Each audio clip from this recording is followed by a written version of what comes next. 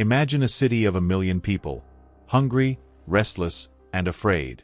It's the summer of 64 CE in Rome. The streets reek of smoke from the Great Fire, the granaries are nearly empty, and whispers are spreading faster than bread can be baked. In the taverns, in the marketplaces, in the shadow of the Colosseum's future site, a story begins to take hold. The emperor himself has fed the people human flesh. The idea is so grotesque, so unthinkable, that it almost can't be true. And yet, in a city where rumors are currency and political enemies sharpen lies like blades, this one will not die. But where did it come from? And could there be any truth buried beneath the scandal? Today, we're going to dig deep into the history of Emperor Nero's famine years, examining not the legend as it was told in the heat of political hatred, but the hard, documented evidence left behind by the ancient chroniclers. We'll sift through the writings of Tacitus, Suetonius, and Cassius Dio to see what really happened in a Rome starved for food, hope, and stability. By the end of this story, you might see how a rumor about cannibalism could take root, and why, for nearly 2,000 years, it has clung to Nero's name. This is not a tale for the faint of heart, and it will challenge the way you think about history, truth, and power. Before we continue, if you enjoy uncovering the raw, unfiltered side of history that textbooks often leave out, make sure you like this video, subscribe, and turn on notifications. It helps us keep bringing you stories that peel back the polished surface and show you the reality beneath. Now, to understand the origins of this shocking claim, we have to step into the streets of Nero's Rome at a time when the empire's wealth could not shield it from hunger. We'll look at how political instability, the fire of 64 CE, and grain shortages collided to create the perfect breeding ground for rumors that still haunt the emperor's legacy.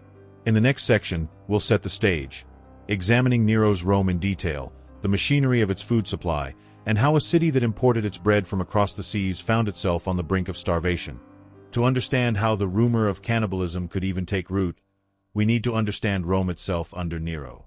By the mid-1st century CE, Rome was a city unlike any other in the ancient world. It housed over 1,000,000 inhabitants, but it was not self-sufficient. The capital's survival depended on a constant flow of grain from Egypt, North Africa, and other provinces. Without this supply chain, the city could not feed itself. The annona, or grain dole, was the backbone of public stability. Every month, citizens entitled to free or subsidized grain would collect their allotment. If shipments were delayed or disrupted, unrest was inevitable. And in 64 CE, the Great Fire of Rome dealt a severe blow, not only destroying neighborhoods but also damaging granaries and supply infrastructure. Tacitus tells us that after the fire, the emperor opened his own gardens to shelter the homeless and arranged for grain to be brought in from neighboring regions. However, these measures could not erase the reality. The city was under immense strain. When prices spiked and bread became scarce, blame naturally fell on those at the top. In Rome, that meant Nero. But famine is rarely caused by one single event. In Nero's reign, the problem was compounded by administrative inefficiencies, bad harvests in key provinces, and the disruption of trade routes due to piracy and regional instability. Suetonius records that at times, the grain supply dwindled so dangerously that riots erupted. It was in this climate, where people were angry, hungry, and looking for answers, that the groundwork was laid for the most scandalous accusations. Political enemies of Nero had already painted him as a decadent tyrant, blaming him for the fire itself.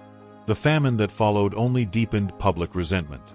Importantly, ancient Rome was no stranger to wild political slander. Allegations of cannibalism were not new. They had been hurled at unpopular leaders, foreign enemies, and even at the early Christians, who were accused of ritualistically consuming human flesh during secret gatherings. To the Roman mind, such claims were the ultimate mark of depravity. So when whispers began that the bread Nero handed out had an unspeakable ingredient, the rumor stuck, not because it was proven, but because it fit the image his enemies wanted to paint. In our next section, we'll look directly at the sources, what Tacitus, Suetonius, and Cassius Dio actually wrote, and see if any of them provide evidence that connects Nero to this gruesome claim. When we strip away the sensationalism, we're left with one key question. Did any credible ancient historian ever claim that Nero literally fed human flesh to the people of Rome? The answer, based on the surviving evidence, is no. Tacitus, writing in the early 2nd century CE, is our most detailed source for Nero's reign. In his annals, he covers the Great Fire, the famine pressures, and Nero's public actions afterward.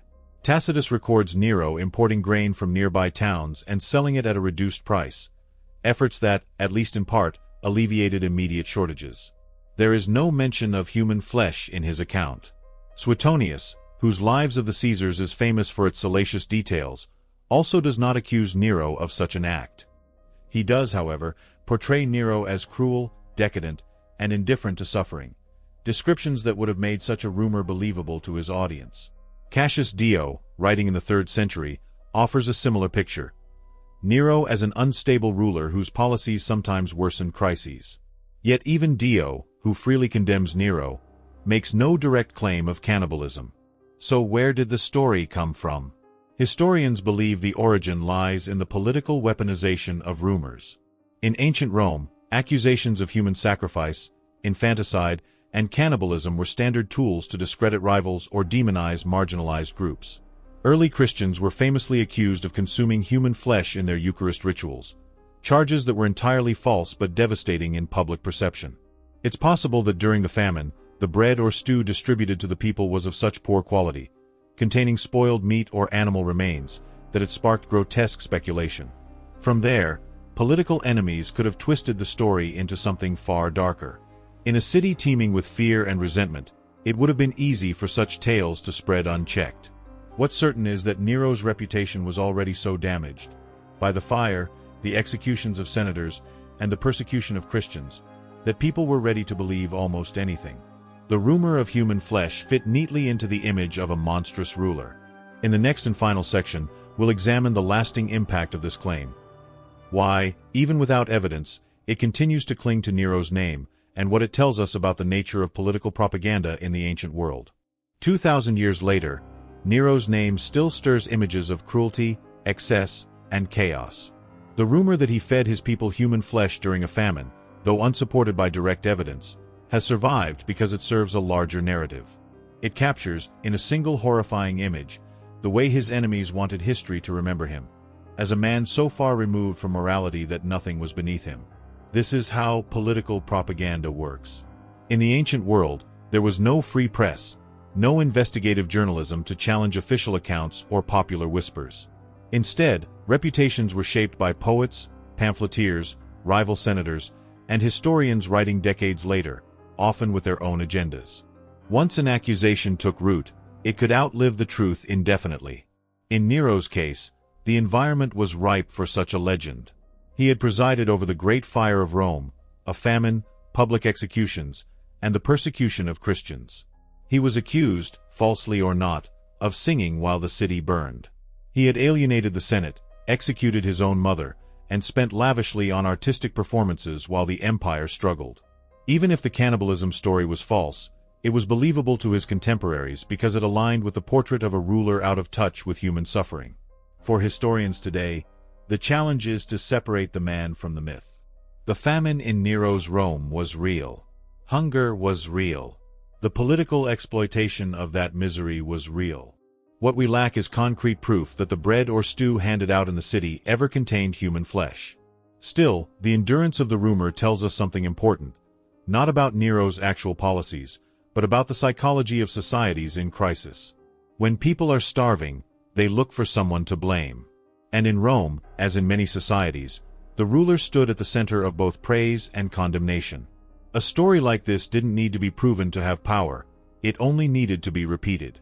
Perhaps that's the lasting lesson here, that history is not just a record of what happened, but also of what people believed happened. And sometimes, those beliefs can be just as influential as the truth. If you found this deep dive into the shadows of Roman history intriguing, don't forget to like, subscribe, and share, so we can keep uncovering the stories that live between fact and legend.